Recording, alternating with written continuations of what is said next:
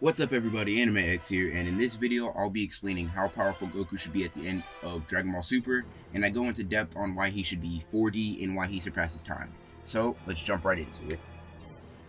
If you haven't seen my channel before, I'm Anime X, and on this channel I explain anime debates and do many other things pertaining to anime, so if that interests you, consider subscribing and hitting the bell notification button so you are notified to all my future content. So as always, without further ado,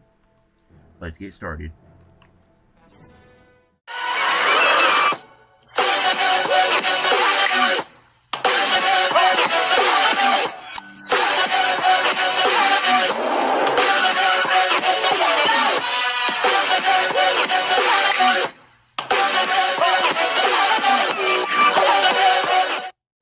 Whenever scaling the top tier characters in Dragon Ball Super, the baseline power that needs to be established comes from the feat of Beerus and Goku clashing hard enough to almost destroy the entire macroverse of Dragon Ball Super, while Goku was trying to negate the effects of their clashing.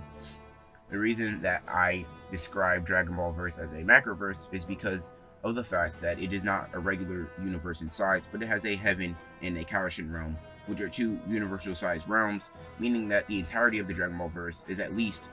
the size of 3 universes. Which means that Super Saiyan God Goku in the first arc of Dragon Ball Super would be able to destroy about 1.5 universes before he absorbs the Super Saiyan God power into his base.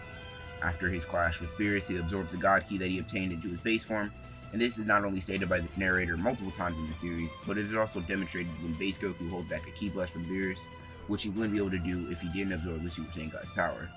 This means that Goku is at bare minimum universal and base form, and if he transforms into Super Saiyan 3, he would be 400 times more powerful than even that. In terms of speed, he would be relative to a suppressed Beerus, and we see prior to this that a suppressed Beerus could travel across half the universe in under a few minutes, which would put him at quadrillions of times faster than light.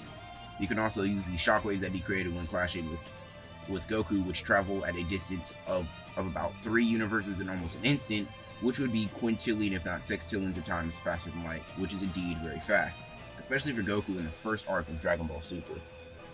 Now, if we go into the following arcs of Dragon Ball Super, we see that Goku attains yet another godly form, which is essentially the Super Saiyan for Super Saiyan God, as Goku would describe it himself. This is actually confirmed much later in the series by Goku Black's transformation of Super Saiyan, that Super Saiyan Blue is meant to be that for the Super Saiyan transformation for Super Saiyan God, which may have been a very confusing sentence to listen to, but that's basically stacking a Super Saiyan transformation power up onto Super Saiyan God, which means that it will give him a 50 times multiplier onto Goku's power, and on top of that, Goku can push his power 10 times past even that with the use of Kaioken, which means that in just the next arc, Goku grows at least 500 times more powerful than he was in the Battle of Gods arc. And in the Goku Black arc, both he and Vegeta get multiple Zenkai boosts due to them getting beat to near death multiple times and recovering from the experience. And while he does get more powerful in this arc, it is hard to have a solid estimate of how strong he should be. And so with this being said, I'm going to explain how powerful Goku would be in the Tournament of Power. In the episodes leading up to the Tournament of Power, Goku has an altercation with the assassin of Universe 6, Hit, and in this fight, he shows some improvement on Goku's part by at least 10 times, and this is due to Goku taking down a more powerful Hit than the one he fought in the Universe 6 versus Universe 7 tournament, and Goku doesn't even need Kaioken to beat Hit's time skip, whereas before it took Kaioken times 10 Goku just to overcome his time skip before. Another fight that shows how dramatically his power has grown is when him and Golden Frieza go at each other, and in the final clash, base Goku and Golden Frieza perform a double knockout hit on each other, which means that base Goku now has grown so powerful that he could possibly be stronger than his Super Saiyan Blue counterpart in the Resurrection of F arc. And this is all before the Tournament of Power even starts, and in the Tournament of Power he could possibly be stronger, and that is possibly his first huge power-up that Goku gets, and he comes across from when he obtains Ultra Instinct Omen for the first time. And this power is far greater than that of Super Saiyan Blue Kaioken times 20, even using the Spirit Bomb, and this is due to Jiren, while suppressed, being able to glare away that same attack. Ultra Instinct Goku was able to swap hands and even land a couple of hits on a suppressed Jiren. Even with only the first strong of Ultra Instinct, Goku rivaled the power of gods. This is due to the Super Spirit Bomb that Goku launching, worrying Belmont of Jiren losing, even though previously he stated that Jiren was stronger than a god of destruction and he was unbeatable. So this means that the Spirit Bomb had to have surpassed the gods in power in order to worry Belmont of Jiren being overwhelmed. which means Ultra Instinct Omen Goku would have to at least rival their power in this state. After he loses all of his power, he loses the Jiren, we see that he gains Zenkai boost throughout the tournament. This is even because when fighting Kefla, he was kicked by her when he was in Super Saiyan Blue, and he was able to tank the kick, which was stated to be as powerful as the Spirit Bomb that he launched at Jiren, which almost killed Goku previously. This means that Goku is obviously growing in power, and since Kefla pushed him to his limits, he attained Ultra Instinct once again. This is stated to be more powerful than the previous Ultra Instinct that he showed, and Kefla transformed into a Super Saiyan 2, making her power at least 2 times that of the Spirit Bomb that Goku launched at Jiren. And Goku utterly demolished that Kefla, putting his power far greater than that of the Spirit Bomb that he launched previously. He is shown to grow much stronger through Zenkai boost again when he gets beat up by Jiren in base and says that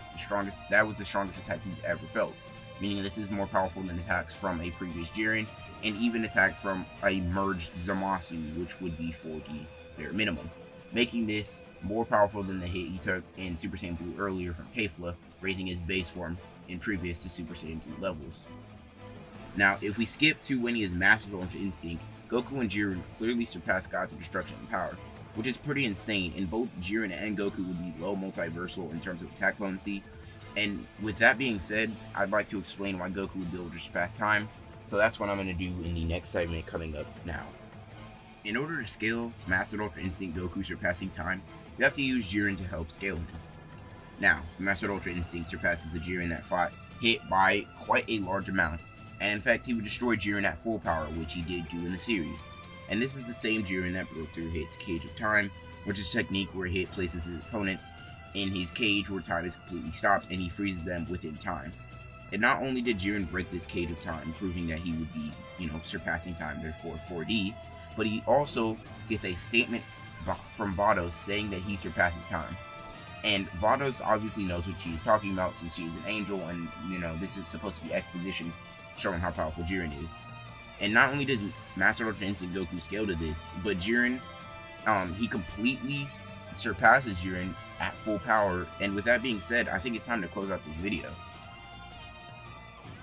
I would just like to thank all of you guys that made it this far in the video, and for all of you that made it this far, I would just like you guys to comment down below what type of video you guys want from me, whether that be versus battle, explained videos, or how powerful videos, or even just like